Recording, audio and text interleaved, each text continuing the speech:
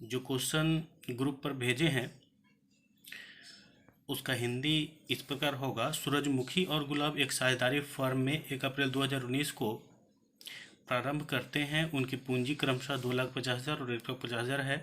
1 अक्टूबर 2019 को वे निश्चय करते हैं कि प्रत्येक की पूंजी 2 लाख होगी। इसके लिए आवश्यक समझदाएँ की गई। पूंजी पर ब्याज 10% वार्षिक है। पूंजी पर ब्याज की गणना कीजिए। यहाँ समझना होगा कि दोनों साझेदार जब व्यापार शुरू किए थे तो दोनों का पूंजी जो था वो असमान था।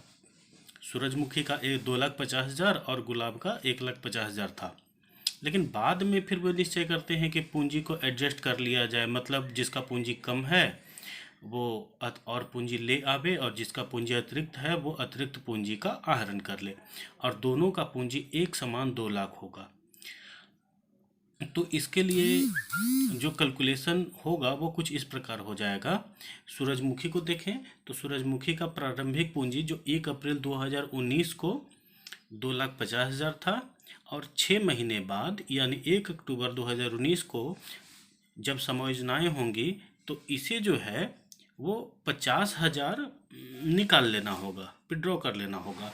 तो उसके बाद इसकी पूंजी 2 लाख होगी और 1 अक्टूबर के बाद 31 मार्च तक ये पूंजी 2 लाख बनी रहेगी। अब इसका इंटरेस्ट ऑन कैपिटल देखें तो 2,50,000 6 महीने तक फर्म में रहा, और उसके बाद समायोजना जब की गई तब फिर 2 लाख की पूंजी फिर अगले 6 महीना रही।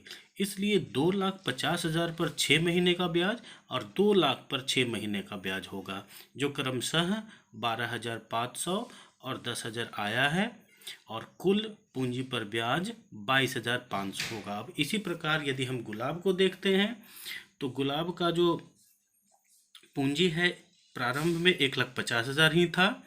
उसके बाद फिर क्या हुआ है कि 1 अक्टूबर 2019 को ये 50,000 लाएगा, तब दोनों का जो पूंजी एक समान 2 लाख हो जाएगी।